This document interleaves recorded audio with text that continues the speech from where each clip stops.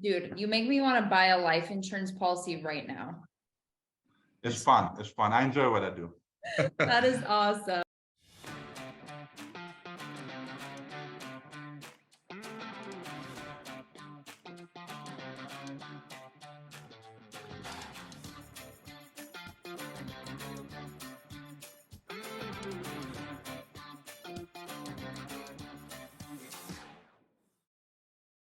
All right, Easton, you're gonna like this one. So this one's very common, especially if you're running final expense, if you're running, internet leads. And so let's say you come across someone that can be, 40, 50, 60, 70, 80, whatever. And they say, hey, I think I'm good. I'm a veteran. The VA or the government has it covered.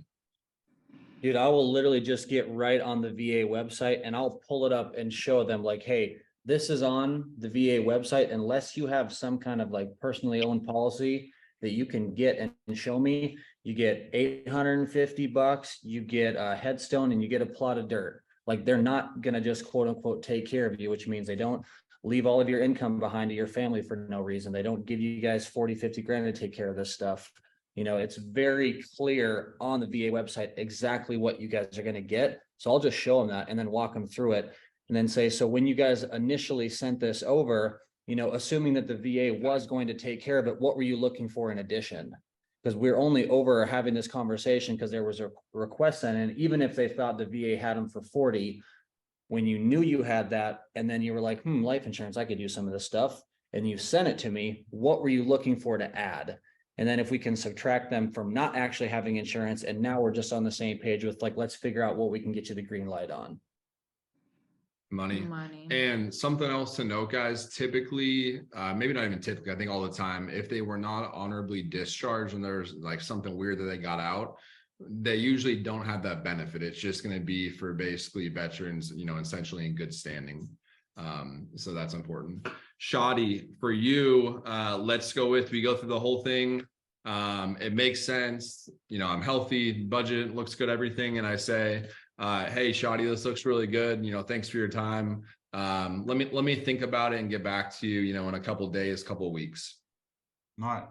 Mr. Client, I'm going to share a couple of things with you here. And if you remember, you and I, in the beginning of the appointment here, I told him I'd be very direct and honest with you, correct? Correct. Yeah. So you've been thinking about this for 55 years. Yeah. You thought about when you're 40, you thought about when you're 42, you thought about it again when you're 45. You're still thinking about it when you're 55. It's not just not making sense. And you're going to be like one of those final expense clients who only can qualify for $10,000 because you can afford your $100,000 policy. Yeah. So at this point, my job is simple, man. I'm going to go and get you qualified because your family is important to you. And now that became important to me. So I'm going to go ahead and get this qualification going. We're going to need your voided check. We can get this started for you. You have 30 days to think about it. I really hope that you make your mind. You understand that this is important. This is more important than your cable, more important than anything else you might have, because this is something that your family will not be able to enjoy when you actually pass. Dang. I can see why you sell a bunch, bro. Hey, you should let Rob touch on that one too. Because I think the think about it or like go through my budget one, that's probably going to be like one of the heaviest ones that we get the most. I agree. So Rob, do you have like, I'm interested in another angle on top of that too, because I think this is a big one. It just takes such a different, first of all, I feel like I always have to say this when I make a comment about what Shadi does, because you sell so much more insurance than I did. So yeah, obviously what you're doing works really well. I just take such a different perspective on it. So like, I want to think about it a ton because I would proactively beat it down like throughout the presentation. So I had a pretty good feeling of whether or not this was going to be a waste of time. After about 5 or 6 minutes of like going into the pitch and running through a presentation, I would have a commitment, from the practice company that we all were part of. That was like that commitment not to wait. Where it's like the options we're going to go through today are very simple. They're going to make sense, or they won't. They'll be affordable, or they won't be. But once I go through everything and I answer all of your questions, this is going to be crystal clear to you whether or not it makes sense. If it does, we're going to go ahead and submit an application with the underwriters. And if not, we won't do anything at all. Fair enough. So like, I would always say that paragraph before I went into the two options that I would pick. So leading up to that point though, I would, when I was selling the most, I was in home doing mortgage protection.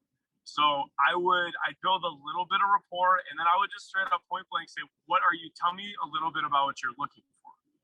And whenever they told me, I would say, perfect, that's exactly what this is going to do. And I would gear my presentation to whatever they said they wanted it to be. I want death benefit, cool. And by the way, there's living benefits. I want living benefits, cool. And by the way, if you die, this is going to pay out too. So no matter what they said, I was always going towards the path of least resistance. And then I'm doing, does that make sense? And that's what you're looking for, right? And nodding my head and bobbleheading a lot. Even over the phone, people can hear a bobblehead.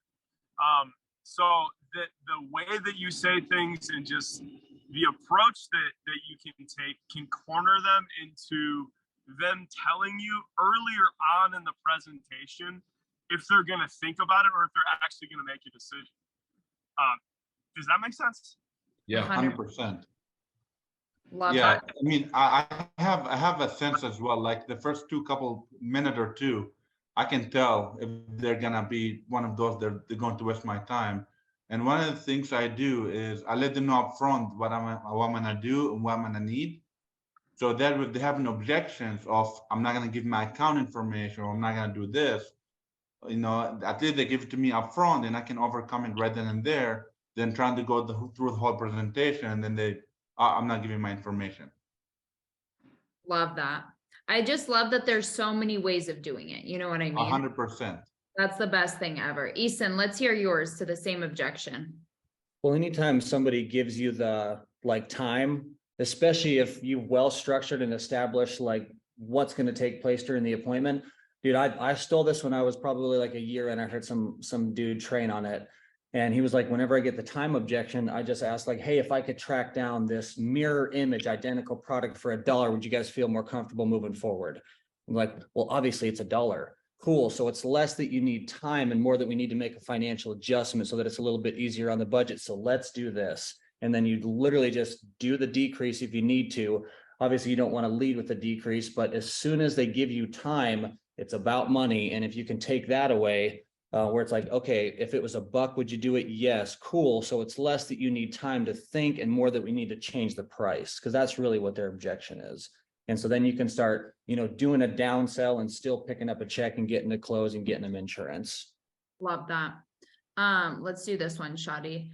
If you get through the quote process and they still don't want to go forward with it. So you show them the quotes, they look at them, they say, hey, that sounds great. I just really, really still need to think about this. So normally I don't get that much. I don't get through that much often just because I already told them that we're running it through and I don't give them a code unless we run the HIP authorization first. Boom. Okay. So if they're not giving me social security up front, I'm not giving them a code. Okay. And that's my approach normally. I'm just very, very blunt with it. But. Okay. I like that. Getting it done, just knocked out from the start. What about you, Yeah, Rob? Say that where you give them a quote and then they're like, I want to think about it after the quote. And I'm just going to say something real quick. If you're a new agent, what Shadi's talking about is, America, most of them, but America is the easiest. When you start the app with basically their basic information, name, address, social, all that kind of stuff. The next page is going to be the HIPAA authorization to basically see if they're healthy enough. So that's why he's doing that, because let's say someone gets declined for it, doesn't really make much sense to sell them hard on it when they're just going to get declined. And then at that point, they already gave them the social, so they're going to give the bank account. They're going to give and one more thing. Can I add one thing to that very quick? I never give quotes. What I normally do is I keep it about 5% of their income. Whatever their income is, then we can use 5% of that toward the budget. So hey, hey Nina, what's you guys' income right now? My income is I don't know, whether it's an IUL, whether it's prosperity, whatever it is I'm saying, depending on their age, of course. But if I'm sitting with them, that's how I'm coming up with like in some bunch of big premium. Like your income is $1,000, $1,000 a month. We're looking at $50. 2,000, we're looking at $100. 3,000, we're looking at 150. Whatever is your income, 5%, that's gonna go toward the insurance. So you only show one, you're always only Yeah. showing 5%. So say I'm like, that's like so expensive, like I can't do it. Are you down closing at that point? If you build enough value in it, then you don't have to. For example, if somebody like Healthy or someone like, where I start selling the cash value aspects, I start selling the lifetime income advantage, and start selling a little bit of the living benefit side of things, it's not expensive anymore. So when you approach something like that, I'm like, all right, so what we're gonna do, you get 5% of your income, which is gonna be about $250 a month. What that's gonna cover is gonna cover your $100,000 death benefit in the event if you die. It's gonna cover $80,000 in the event of you catch any critical terminal chronic, and I specify each one, like this is in case of cancer, heart attack, blah blah blah. This in case of any diseases. This in case of doctor gives you X amount of time to live. Once I specify that part, like also it's gonna build cash value where you can take loans against it as you need to, which is the second thing. So it's basically building equity that you can actually withdraw money from it. So this will be your house value. This will be your equity, right? And I do that as well. And then the third thing, that it's only 5% of your income, so it's really not that bad. So now we're just gonna use that 5% for income. We can put this through for an approval and see what we can get back from it. Okay. Dude, you make me want to buy a life insurance policy right now. It's fun. It's fun. I enjoy what I do. That is awesome. Rob, let's finish off with let's go with your number one tip for just your presentation. You got to be super assumptive and ask a lot of good questions. The more you say, the higher the likelihood is that you're going to say something stupid and give them a reason to not buy from you. And that's a struggle that a lot of new agents have, is when they get uncomfortable with silence, they just start saying things. But one of the most powerful things you can do in a presentation is not say anything at all and let people think on it for 1, 2, 3 count. You got to be comfortable with silence in a presentation. It shows confidence and it has a lot of control. So if you're asking questions and people don't answer it right away, be okay with not saying anything for a few seconds and let them process what you're asking. And they'll probably give you a more thoughtful answer that you can really use to help in the close or use against them when they're rebuttaling against you. And just confidence is key. People can smell timid salespeople from a mile away.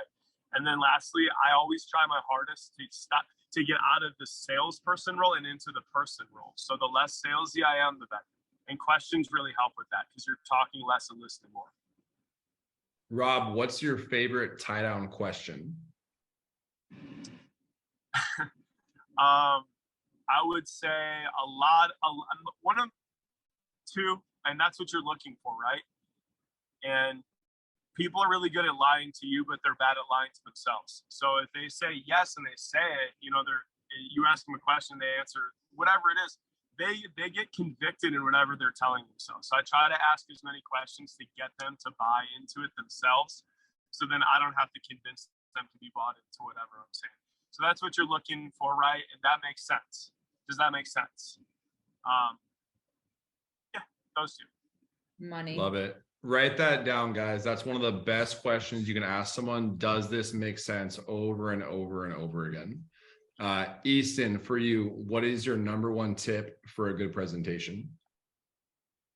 Simple structure, dude. As long as the people know like what the process is that's going to take place. Like, hey, here's what my job is. You saw the ID. You've already got a why out. Now you just need to move into some structure. So my job is super easy. I'm just going to ask you, they gave me this sweet little suitability sheet. I'm literally just going to ask you what's on it and I will show them, age, income, house, health, current insurance. And then I just shop the country to see what you're going to match with. Once we find a company, you're going to design your own insurance amount. So whether it's $5,000, 50 or 500, you get to build that out exactly tailored to you. I just help you find the company. Once we've got company, amount of insurance, and you're all good to go with what you want to pay. My job is to just make sure that you get the thumbs up from the insurance company. So that's when I do the application with you and make sure it comes back good. Does that sound easy enough?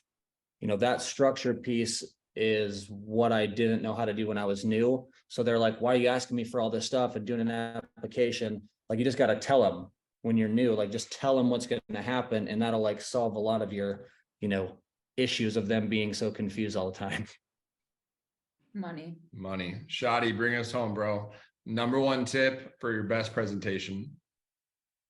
Very, very similar to Easton. Just, be more for telling than asking in presentation. Because if you ask the question, it's always going to be no. But if you just tell them on what you're gonna do, it's going to happen, right? You get few objections here and there, but you have to remember your doctor-patient mentality, and you're the doctor, they're the patient. You don't see a doctor and tells you, hey, I'm gonna do this, then I'm gonna do this, and which one make more. No, just straight to the point. Yeah, be more of a problem solver than just insurance agent. You go in there, you define what the problem is and solve it by actually giving them the right product, the right policy that's gonna protect their family in the event of their death. That was good. So Problem solver. asking good tie down questions for Robin, listening, Easton keeping it simple, and Shoddy just freaking crushed the end of this call. So thank you guys so much for getting on. Lots of value. There's a lot of stuff in here. So we're gonna put this on YouTube here in the next couple of days. Make sure you guys listen to this over and over again. These guys are three of the best in the whole industry. Thank you guys. Really appreciate you guys getting on. Thank you guys. Appreciate you guys. Thank you. Appreciate you.